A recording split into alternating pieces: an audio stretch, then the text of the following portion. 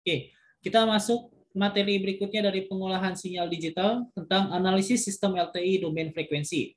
Sebenarnya ini nanti pembahasan akhirnya itu akan menuju ke filter. Tapi untuk saat ini pada materi ini kita hanya masuk ke bagian filter ideal saja. Nanti materi berikutnya baru kita akan membahas filter lebih jauh. Pertama, karakteristik domain frekuensi sistem LTI. Nah, di sini kita tahu ya respon sistem LTI terhadap sinyal masukan XM itu dideskripsikan dalam bentuk penjumlahan konvolusi pada waktu diskrit. Tentu kalau pada waktu kontinu akan menjadi integral. Bentuknya seperti ini, bentuknya seperti ini, dan ini tidak selalu mudah untuk dihitung. Sama di atas mengkarakterisasi sistem dalam domain waktu. Nah, sekarang bagaimana kalau kita ingin mendeskripsikannya dalam domain frekuensi? Nah, supaya lebih mudah dihitung, maka misal kita punya input XN-nya adalah A, E pangkat J omega N, yaitu sinyal eksponensial kompleks. N-nya dari minus tahingga sampai tahingga. Sehingga bisa kita tuliskan persamaan yang tadi, YN ini, penjumlahan konvolusi ini menjadi bentuk seperti ini. Nah, A-nya bisa saya keluarkan dari sigma karena tidak mengandung K. Lalu di sini saya akan sedikit keluarkan juga EJ omega N-nya ke bagian sini karena dia juga tidak mengandung K di sini dari sigma. Nah, di sini sendiri kita bisa tahu ini adalah bentuk transformasi Fourier. Sigma K sama dengan minus tahingga sampai tahingga HK E pangkat min J omega K. Sehingga bisa saya tuliskan dia sebagai H omega dari HK tadi. Nah, kalau dia bentuknya H omega, maka respon sistem yang barusan tadi bisa saya tuliskan menjadi A H omega E J omega N. Itu adalah YN-nya. Nah, respon ini memiliki bentuk eksponensial kompleks dengan frekuensi yang sama dengan inputnya. Namun ada pengalih faktor H omega. Jadi di sini kita bisa melihat bahwa inputnya tadi adalah A dikali E J omega N, keluarannya pun tetap A E pangkat J omega N, frekuensinya tetap sama omega dengan frekuensi inputnya, tapi ada faktor pengali, yaitu pengalinya adalah H omega.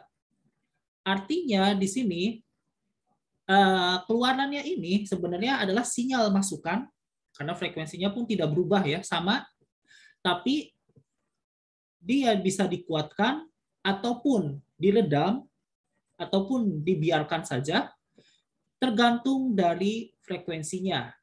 Nah, ini adalah fungsi atau ya fungsi dari yang namanya nanti kita kenal sebagai filter.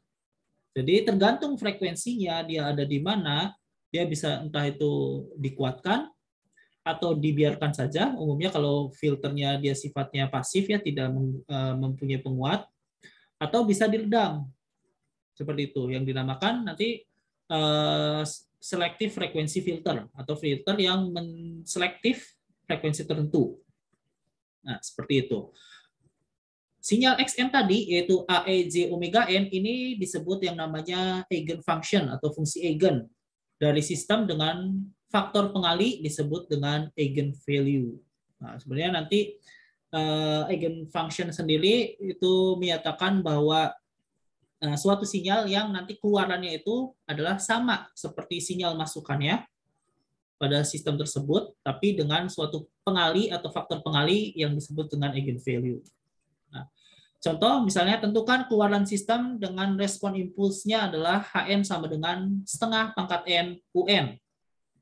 Dengan input, nah ini inputnya adalah eksponensial kompleks A E pangkat J Pn per 2. N-nya dari minus tahingga sampai tahingga. Nah di sini Hn-nya sendiri bisa kita langsung ubah ke dalam H omega. Kita bisa melihat tabel pasangan transformasi Fourier. Sehingga hasilnya adalah 1/1 min setengah E pangkat min J omega. Nah, ini adalah H omeganya. Pada omega sama dengan pi per 2, karena kita di sini eksponensialnya adalah pi per 2, omeganya. Omeganya adalah pi per 2 di sini. Nah, maka pada omega sama dengan pi per 2, respon impuls dari sistem ini menjadi H pi per 2, 1 per 1 plus C setengah, yaitu adalah E pangkat min J pi per 2. Nah, di sini harus dipecahkan dulu. E pangkat min J pi per 2 menjadi cos min pi per 2 ditambah J sin min pi per 2. Karena cos pi per 2 atau cos min pi per 2 itu sama dengan 0, maka hanya menyisakan bagian imajinernya saja. Dan sin min pi per 2 itu akan sama dengan min ya, min sin pi per 2 sama dengan min setengah. Nah, sini maka kita dapatkan di sini dikalikan berikutnya dikalikan setengah, jadi berarti kalikan setengah, maka hanya ada J 1, sin min pi per 2 itu ada 1 ya. Sin min per 2 adalah min 1 dikalikan J, berarti min J dikalikan min setengah menjadi plus J setengah. Nah, di sini kita bisa ubah ke dalam bentuk seperti ini. Ini adalah magnitude, nanti kita bisa melihat sebagai magnitudenya 2 per akar 5, dan ini adalah fasanya atau sudut fasanya. Sehingga keluarannya bisa kita tuliskan dalam bentuk seperti ini. Atau 2 per akar 5 AE J pi N pi per 2 min J 26,6 derajat. Nah, kita bisa melihat bahwa keluarannya itu adalah sinyal masukan yang di sini berarti adalah 2 per akar 5 adalah dilemahkan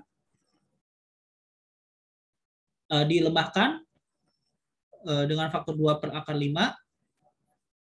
Lalu fasanya itu bergeser sejauh 26,6 derajat. Frekuensinya masih tetap sama, tapi fasanya kita geser. Jadi di sini ada pengaruh pelemahan atau atenuasi, peredaman, dan juga ada pergeseran fasa. Dan itu terjadi pada frekuensi pi per 2. Kalau misalnya frekuensinya beda, misalnya di pi per 4 atau omega sama dengan 0, nah itu hasilnya akan menjadi beda lagi. Seperti itu. Misalnya kalau untuk omega sama dengan 0, artinya di sini menjadi 1 min setengah adalah setengah. Itu berarti 1 dibagi setengah adalah 2, artinya dia dikuatkan 2 kalinya dan fasanya tidak digeser. Gitu. Oke. Contoh berikutnya adalah tentukan magnitudo dan fasa H omega untuk sistem moving average 3 titik berikut. Jadi ini adalah salah satu filter moving average. Nanti kita akan bahas di materi-materi berikutnya. Di sini pokoknya bentuknya adalah keluarannya adalah 1/3 xn plus 1 ditambah xn ditambah xn min 1.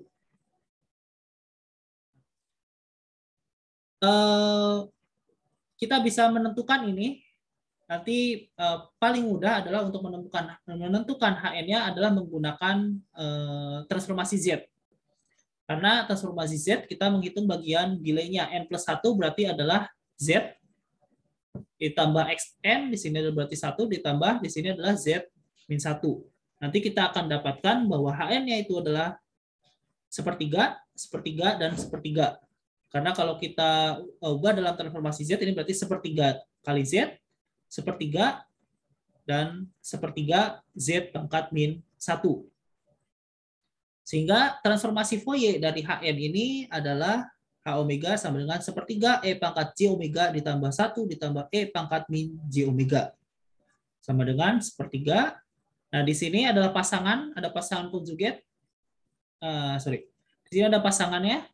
Jadi kita bisa ubah menjadi 2 dikali cos omega.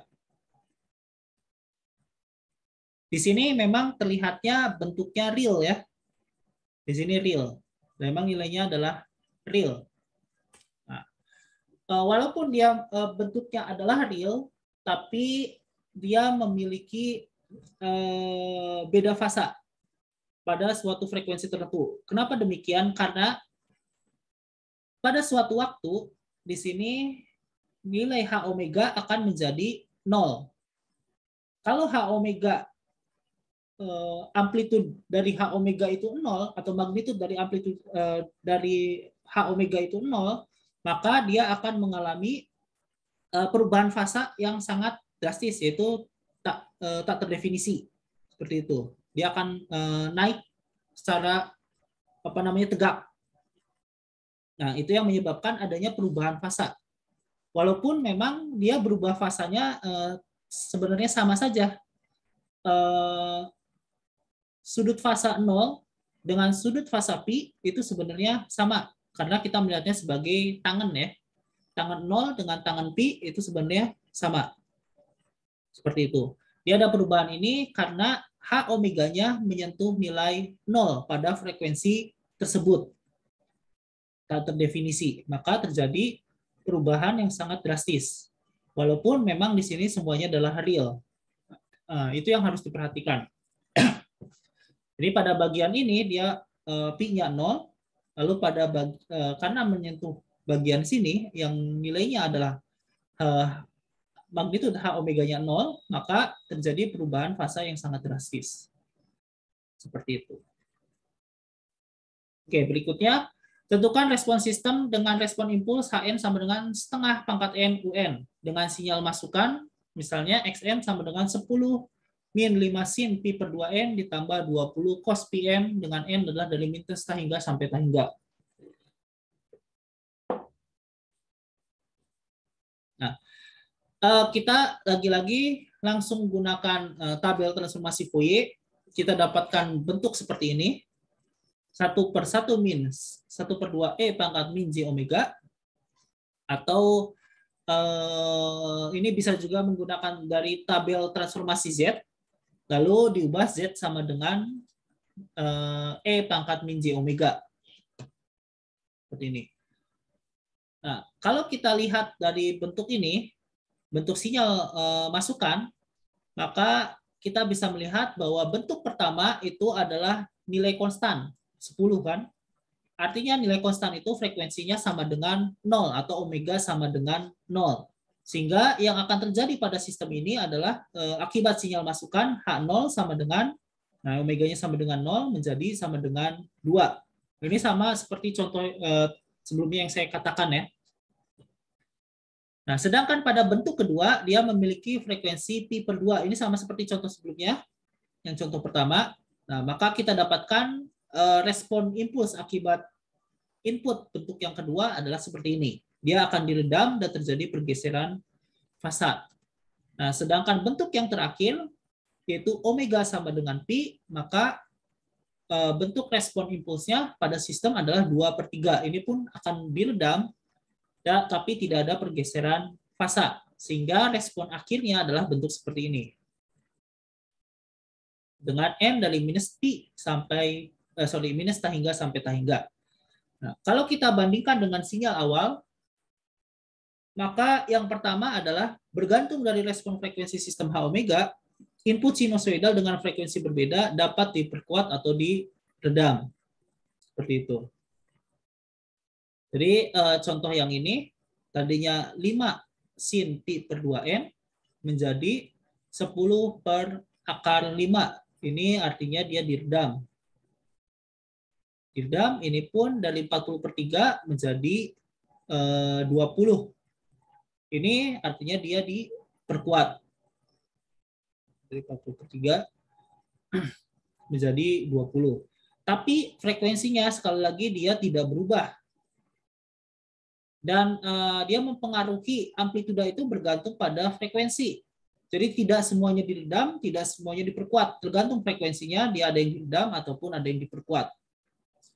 Kunci utamanya adalah menentukan, jadi inti dari permasalahannya ini adalah bagaimana kita menentukan suatu parameter sistem LTI untuk mendapatkan respon frekuensi H omega yang diinginkan. Apakah yang frekuensi ini mau diredam, apakah frekuensi ini mau dibiarkan, apakah frekuensi ini mau diperkuat, dan sebagainya. Nah, bagaimana kita menentukan parameter sistem LTI tersebut? Pada contoh sebelumnya, sinyal input eksponensial atau sinusoidal itu dimulai dari n sama dengan minus tahingga. Minus tahingga sampai tahingga. Nah, pada kasus ini respon keluaran berupa respon yang steady state. Steady state itu nanti dia akan menuju suatu titik tertentu dan dia akan tetap nilainya konstan.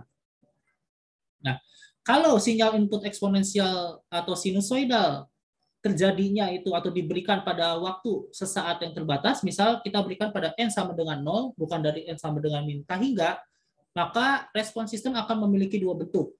Yang pertama adalah respon transien, dan yang kedua adalah respon steady state.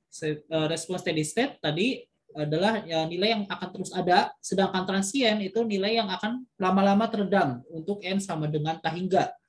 Dan ini kadang untuk respon transien ini dia bisa diabaikan dalam beberapa kasus. Karena kita biasanya ingin melihat keadaan steady state-nya. Misal sebuah sistem kita deskripsikan dengan persamaan beda, yaitu Yn sama dengan A Yn min 1 ditambah Xn. Nah, sistem ini memberikan respon terhadap input pada N sama dengan 0 sebagai berikut. Jadi Yn sama dengan A pangkat N plus 1,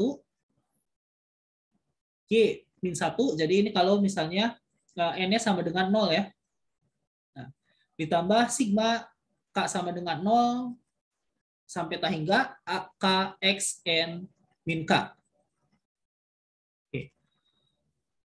Kalau kita punya sebut saja inputnya adalah Xn sama dengan A, E, J, omega N yang berupa eksponensial kompleks dengan N-nya itu lebih besar sama dengan 0 untuk kali ini. Jadi bukan dari minus tahingga sampai tahingga, tapi dari 0 sampai tahingga. Maka kita bisa substitusikan bentuk ini menjadi seperti ini. Nah, ini penjumlahannya menjadi bentuk seperti ini karena ini sebentar, ini kayaknya bukan ya dari tahingga ya. Nah, karena ini bentuknya seperti ini, nah jadi seperti ini nantinya. Nah, maka kita sedikit pisah di sini. Nah, yang satu ini keluar ke bagian sini. Nah, di sini ada dua bentuk. Yang pertama adalah bentuk yang 1 dan 2 ini adalah bentuk transien. Yang kedua di sini adalah bentuk steady state.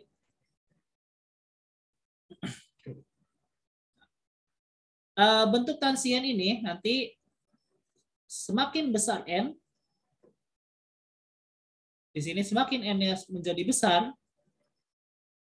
nah di sini ya, N, dan juga N, maka nilai ini akan semakin mendekati 0 atau semakin teredam lama-kelamaan. Jadi pada N menuju tahingga dia bernilai 0, maka dalam beberapa kasus ini akan diabaikan.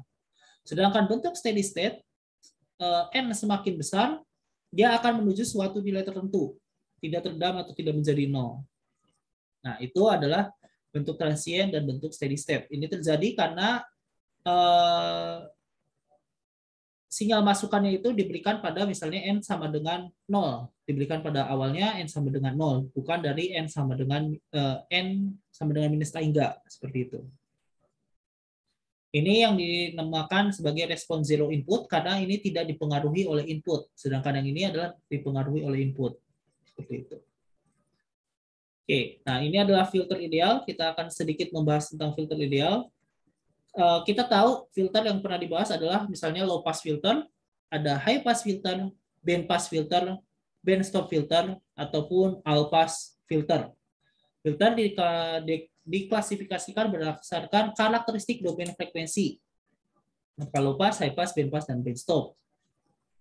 Lalu filter ideal ini yang salah satu sifatnya adalah memiliki gain konstan pada pass band dan gain 0 pada stop band. Ini yang ideal ya, karena secara nyata filter ideal sulit dibuat gitu. Tapi yang ideal dia memiliki gainnya konstan pada pass band ya. Dan filter ideal memiliki respon fasa yang juga konstan. Nah, misal kita punya baris Xn dengan tentang komponen frekuensi antara omega 1 dan omega 2. Lalu melewati filter. Sinyal ini akan melewati filter dengan respon frekuensinya adalah sebagai berikut. K omega sama dengan CE pangkat min J omega N0 pada omega antara omega 1 sampai omega 2. dengan C dan N0 adalah konstan. Maka kita punya sinyal keluaran Y omega, spektrumnya adalah bentuk seperti ini. Yang merupakan sebenarnya perkalian antara spektrum sinyal masukan X omega dengan spektrum dari respon impuls sistem C E pangkat E min J omega N0. Nah, di sini dalam domain waktunya kalau kita gunakan transformasi inverse dan menggunakan juga sifat time shifting, maka kita dapatkan YN sama dengan C X N min N0. Nah, di sini kita lihat bahwa sebenarnya keluaran dari sistem ini adalah sebuah delay. Ini adalah pendelay dan juga adalah penskala amplituda. Entah itu dikuatkan atau diredam dari sinyal masukannya. Jadi sebenarnya fungsinya adalah dia memiliki sifat delay dan juga peredam ataupun penguat. Filter ideal dalam hal ini memiliki, berarti di sini fasanya adalah linear. Ini adalah sudut fasanya, yaitu besarnya adalah omega minus omega N0. Ini kita bisa melihat turunan dari fasa ini terhadap frekuensi berupa satuan delay. Ini yang disebut sebagai group delay, yaitu turunan dari sudut fasa H omega.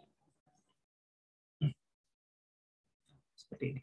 Nah, saat sudut fasanya itu adalah linear, kalau ini sifatnya linear, maka delay group delay ini juga, nilainya adalah konstan. Pada kasus ini semua komponen frekuensi sinyal input mengalami delay yang sama. Jadi makanya tadi salah satu sifat dari filter ideal adalah memiliki respon fasa yang konstan. Tentu kalau tidak ideal ya tidak akan konstan seperti itu. Nah, tapi ini yang perlu diperhatikan bahwa filter ideal umumnya secara fisik tidak dapat direalisasikan. Hanya digunakan sebagai idealisasi saja matematis secara praktis. Tuh. Misal kalau kita punya LPF, nah LPF itu memiliki respon impuls bentuknya seperti ini. Ini adalah fungsi sinkronus. Kita pernah melihat fungsi ini di bab sebelumnya, entah itu transformasi Z atau transformasi Fourier waktu diskrit. Nah, bentuk ini kalau kita perhatikan itu tidak terjumlahkan absolut dan juga tidak stabil. Seperti itu. Akibatnya filter ideal ini secara fisik tidak dapat direalisasikan. Namun karakteristik respon frekuensi ini bisa didekati atau diaproksimasi dan direalisasikan secara fisik. Jadi filter ideal itu umumnya tidak bisa direalisasikan secara fisik, tapi dapat didekati untuk menghasilkan filter yang mendekati ideal. Ini yang harus diperhatikan untuk merancang filter, bahwa kita tahu letak pole dan zero itu akan berpengaruh pada karakteristik respon frekuensi dari sistem. Ada yang menjadi terbatas ataupun tidak terbatas, seperti itu respon domain waktu dari sistem tersebut. Nah, yang harus diperhatikan adalah semua pole itu seharusnya ditempatkan di dalam lingkaran satuan agar filter menjadi stabil. Makanya waktu itu saya bilang bahwa lingkaran satuan itu sering juga disebut lingkaran kestabilan. Karena kita harus meletakkan pole di dalam lingkaran satuan tersebut agar menjadi stabil. Nah, kalau zero itu tidak masalah diletakkan dimanapun pada bidang Z, mau di dalam ataupun di luar. Seperti itu. Di sini juga kita pernah membahas ya kenapa harus berada di dalam lingkaran satuan, karena kalau pole berada pada lingkaran satuan, dia pasti sinyalnya menjadi terbatas atau responnya menjadi terbatas. Sedangkan kalau di lingkaran satuan ataupun di luar itu kalau tidak fix dia menjadi tak terbatas. Itu semakin meninggi gitu. Semua kompleks zero dan pole harus berupa pasangan kompleks. Jadi kalau zero dan pole-nya itu berupa kompleks, bilangan kompleks, maka dia harus memiliki pasangan konjugatnya. Selalu seperti itu. Kalau tidak, maka koefisien filternya nanti ada yang bernilai imajiner, dan itu harus dihindari. Jadi supaya koefisien filter bernilai real, kalau ada zero dan pole-nya yang berupa kompleks, maka dia harus memiliki pasangan konjugatnya. Kecuali kalau real ya, kalau real ya tidak ada pasangan konjugatnya. Nah, ini bentuknya seperti ini. Biasa dituliskan dalam penjumlahan atau dalam perkalian. Nah, dengan BO-nya adalah gain konstan dan dipilih sedemikian sehingga nanti H omega 0-nya ini sama dengan 1.